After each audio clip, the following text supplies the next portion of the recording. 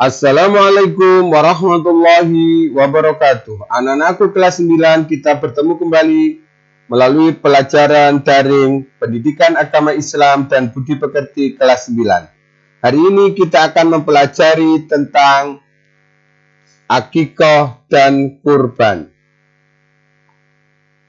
Akikah dan kurban menumbuhkan kepedulian umat. Sebelum Bapak lanjutkan, silakan kalian persiapkan terlebih dahulu.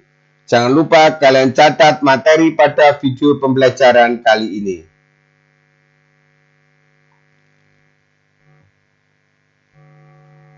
Anak-anak, di dalam syariat Islam, penyembelihan hewan kurban selain bertujuan untuk halal dimakan, juga ada dengan tujuan ibadah. Adapun tujuan ibadah ada dua, yaitu akikah dan kurban. Baiklah, kita akan pelajari satu persatu.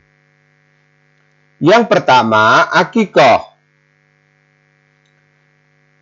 Akikah secara bahasa artinya memutus atau melubangi. Secara syariat, makna akikah adalah menyembelih kambing atau domba sebagai tanda syukur kepada Allah Subhanahu wa Ta'ala atas lahirnya anak, baik laki-laki maupun perempuan. Akikah yang paling utama dilaksanakan pada hari ke-7 setelah kelahiran anak. Dan pada hari itu pula, seorang bayi dicukur rambutnya dan diberi nama yang baik. Hukum akikah adalah sunnah muakkad, yaitu sunnah yang sangat dianjurkan. Akikah mempunyai tujuan yang khusus, yaitu sebagai wujud syukur kepada Allah Subhanahu wa Ta'ala atas kelahiran seorang anak. Ketentuan hewan akikah. Mayoritas ulama sepakat bahwa hewan yang digunakan untuk akikah adalah kambing atau domba. Untuk anak laki-laki sebanyak 2 ekor kambing atau domba, dan untuk anak perempuan 1 ekor kambing atau domba. Adapun syarat kambing domba akikah yaitu 1. Kambing atau domba harus dalam keadaan sehat, tidak kurus, dan tidak cacat. 2. Kambing atau domba sudah berumur 1 tahun lebih atau sudah pernah berganti gigi. Adapun ketentuan pembagian daging akikah berbeda dengan pembagian daging kurban. Dalam hal ini, daging akikah diberikan dalam kondisi yang sudah masak. Orang tua anak boleh memakannya, menghadiahkan sebagian dagingnya kepada sahabat-sahabatnya, dan menyedekahkan sebagian lagi kepada kaum muslimin. Boleh juga mengundang kerabat, tetangga untuk menyantapnya, serta boleh juga disedekahkan semuanya. Hikmah pelaksanaan akikah yang pertama, menghidupkan sunnah Nabi Muhammad SAW. Yang kedua, membebaskan anak dari ketergadaian. Yang ketiga, ibadah akikah mengandung unsur perlindungan dari setan yang dapat mengganggu anak yang terlahir itu. Yang keempat, dengan ridha dan pertolongan Allah Subhanahu wa Ta'ala, akikah dapat menghindarkan anak dari musibah, keburukan moral, dan penderitaan.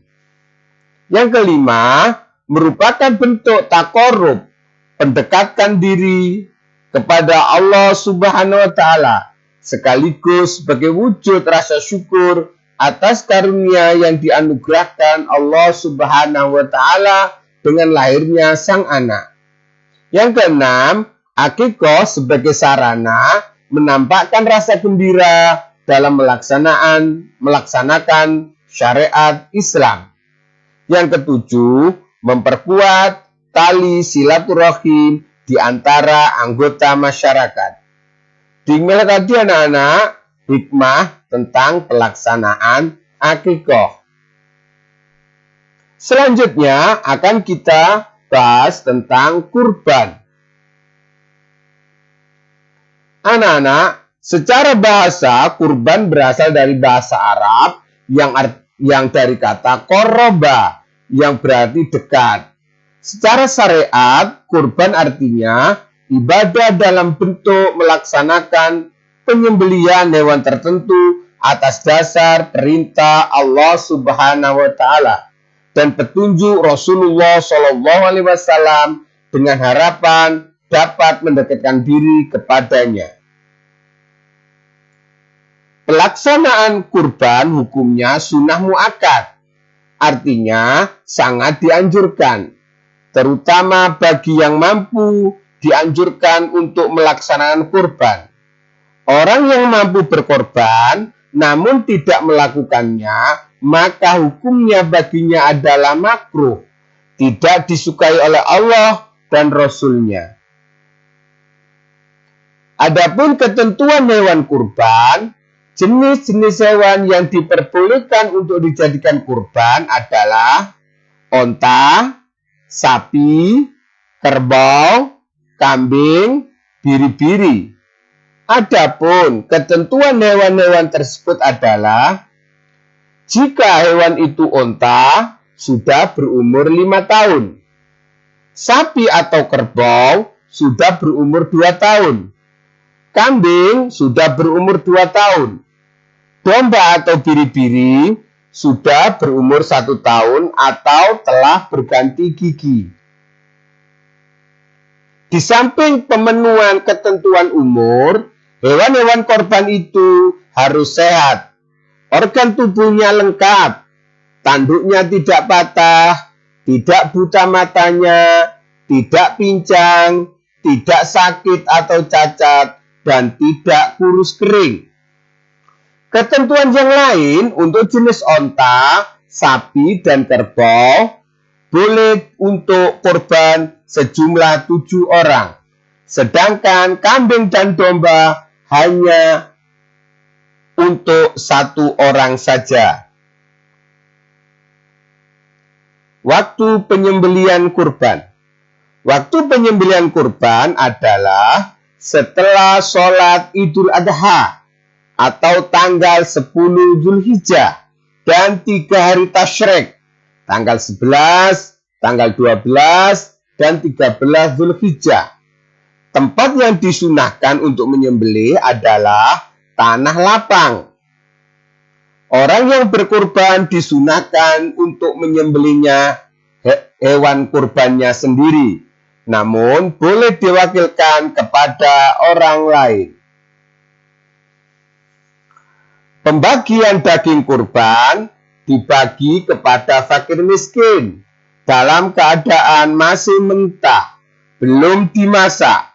Apabila orang yang berkorban menghendaki, dia boleh mengambil daging kurban itu maksimal sepertiganya.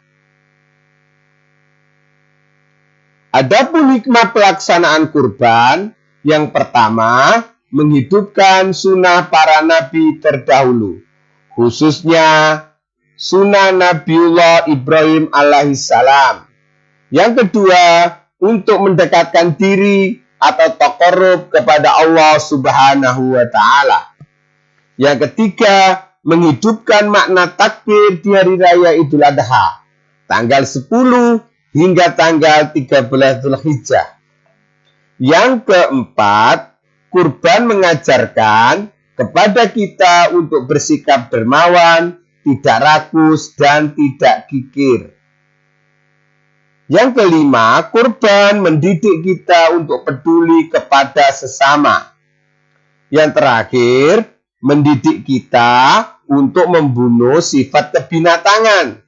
Di antaranya, kita harus musnahkan tamak, rakus, sikap ingin menang sendiri, sewenang-wenang kepada orang lain. Demikianlah tadi anak-anak materi kita pada hari ini berupa akikoh dan korban. Semoga bermanfaat bagi kita semuanya. Bapak akhiri. Wassalamualaikum warahmatullahi wabarakatuh.